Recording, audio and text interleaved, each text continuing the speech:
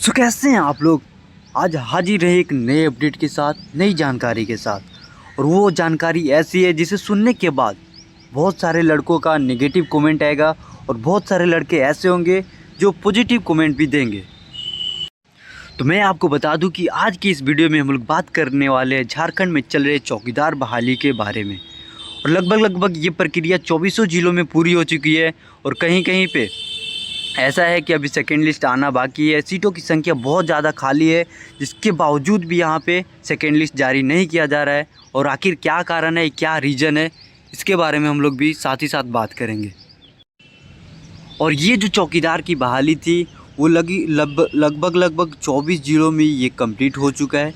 और अभी ये ब्रेकिंग न्यूज़ आया गया है कि हाई कोर्ट ने, ब्रेकिंग न्यूज़ ये है कि हाई कोर्ट ने इस चौकीदार प्रक्रिया पे रोक लगा दिया है। जितने भी छात्र ज्वाइन किए थे या फिर सेकेंड लिस्ट आना बाकी था, उस प्रक्रिया में अब रोक लगा दिया गया हाई कोर्ट के द्वारा। तो आखिर क्या कारण रहा जिसके वजह से कि चौकीदार प्रक्रिया में रोक लगाया गया, और कौन सा वो जिला है जिसके द्वारा ये याचिका दायर किया गया। वहाँ के अभ्यर्थियों ने याचिका दायर की और इस याचिका में क्या था जिसके वजह से कि हाई कोर्ट को इस प्रक्रिया पे रोक लगानी पड़ी। तो इस वीडियो में आप लास्ट तक बने रहिएगा और आपको पूरी जानकारी देने की कोशिश करूंगा। तो सबसे पहले आप ये चीज़ देखिए कि बिग ब्रेकिंग न्यूज़, चौकीदार नियुक्ति पर हाई कोर्ट का हमला। ये देख सकते हैं आप, हाई कोर्ट का हमला है भाई। चौकीदार नियुक्ति पर हाई कोर्ट का हमला। न्यू चौकीदार या सेकेंड लिस्ट होगा, न्यू चौकीदार या सेकेंड लिस्ट होगा काम, सेकेंड लिस्ट पे काम होगा या न्यू चौकीदार आ गया। या देख सकते हैं आगे क्या है, आपके ज़िलों में सीटों की संख्या कितनी है। जो सेकेंड लिस्ट आना था आपके ज़िला में, वो सीटों की संख्या कितनी बची हुई है। और साथ ही साथ ये भी देखेंगे कि सभी ज़िलों में सेकेंड लिस्ट या इस प्रक्रिया को रद्द किया जाएगा। और चलिए आगे देखते हैं कि कहाँ से वो लड़का और कौन वो लड़का था, कौन सा वो ज़िला था जहाँ से इस याचिका को दायर किया गया। तो वो ज़िला था रांची। और रांची के हाई कोर्ट से इस प्रक्रिया पे रोक लगाया गया, बैन किया गया है इसको कि अभी इस प्रक्रिया पे रोक लगाई जाए। और वो जो याचिका दायर की गई उसमें ये लिखा गया है कि जो नियमावली बनी थी उसके तहत ये बहाली को पूरा नहीं कराया गया।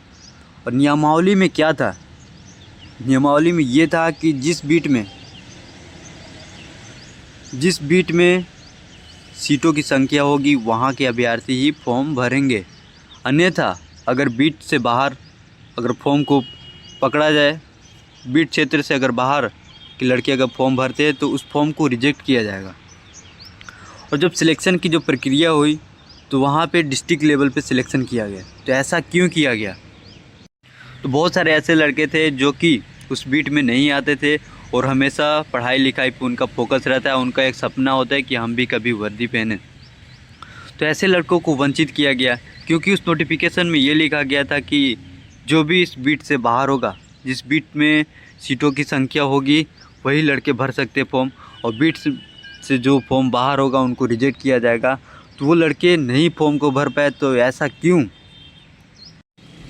और जब ये मैटर हाई कोर्ट को पता चला कि बहुत सारे ज़िलों में ऐसा हुआ है कि बीट, और बहुत सारे ज़िलों में ऐसा हुआ है, जब हाई कोर्ट को पता चला कि ज़िलों में बहुत सा ज़िला ऐसा है जहाँ पे सिलेक्शन जो प्रोसेस है वो बीट वाइज ना करके डिस्ट्रिक्ट लेवल पे की गई है। तो जब डिस्ट्रिक्ट लेवल पे आपको सिलेक्शन करना था तो फॉर्म क्यों भरा है बीट वाइज, हाँ। और रांची हाई कोर्ट को जब ये सारी बातें पता चली तो उसने इस बहाली प्रक्रिया पे, झारखंड में चल रहे चौकीदार बहाली पर प्रक्रिया पे अविलंब रोक लगाया, इसको बैन किया। और हाई कोर्ट ने ये डिसीजन लिया, और रांची हाई कोर्ट ने ये डिसीजन लिया कि इस बहाली प्रक्रिया को रोका जाए और इसे रद्द किया जाए। और इस बहाली को रोकने का जो मेन कारण है वो ये है कि कहीं ज़िलों में ऐसा हुआ था कि ये जो रिजल्ट जारी किया गया था। रिजल्ट जारी किया गया किसी ज़िला में बीट वाइज किया गया और किसी ज़िला में डिस्ट्रिक्ट वाइज किया गया। ये मेन कारण हो गया इस बहाली प्रक्रिया को रोकने का।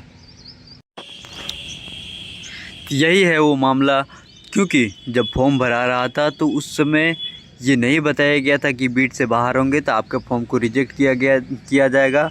और बाद में वही काम को सरकार ने किया कि डिस्ट्रिक्ट वाइज सिलेक्शन किया यहाँ पे अभ्यर्थियों का।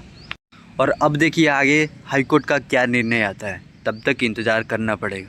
या इसको रद्द करता है या इसमें कुछ संशोधन करता है।